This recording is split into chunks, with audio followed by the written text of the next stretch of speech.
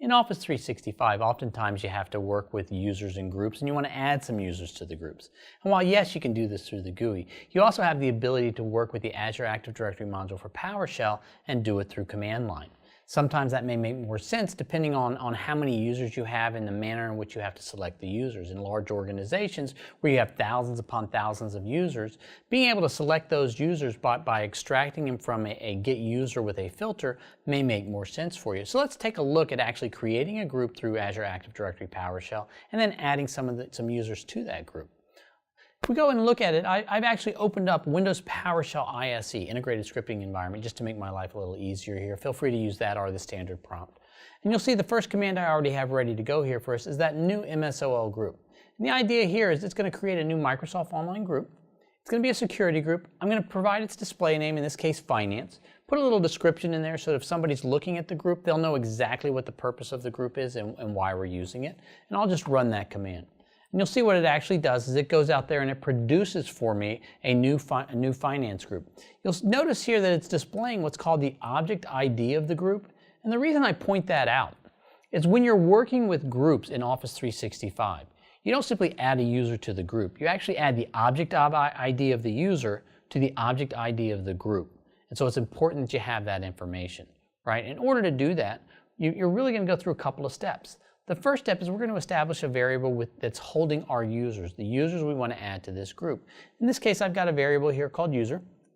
I just called the label, whatever you put after that $, up to you. It's going to go get all of my Microsoft Online users, but I have it going through and actually selecting just Ellen Wilson. Ellen Wilson's the only user I want to add to the finance group right now. So I'm going to go out there and run that, and it's going to establish Ellen Wilson as the variable. If I go in and just type the variable name in here, so $user here, we're going to actually see it return Ellen Wilson is what's being held in that value right now.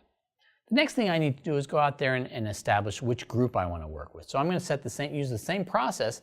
I'm going to use a variable, and in this case I called it group just to make life easier. I'm going to get all of my groups, but I'm going to filter that down. I'm going to say where the object is only equal to finance. So it's only the finance group that I want to actually work with, and I'll run that.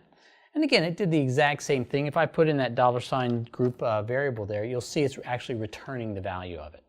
And this is where the magic happens, in that final command that we're about to run. Let's go ahead and pull that up so you can see it. And so I'm going to add a Microsoft Online group member. I'm going to go through and use that command. But what I'm actually doing is using the object ID property and the group ID property.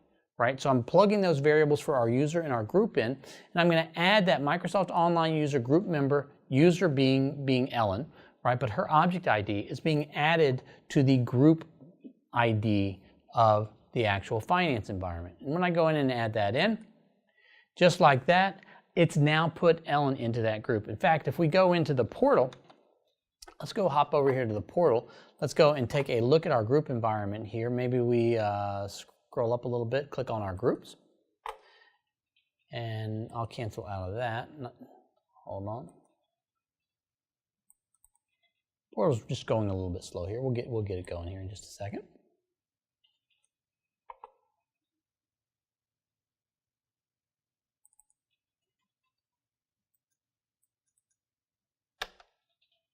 There we go.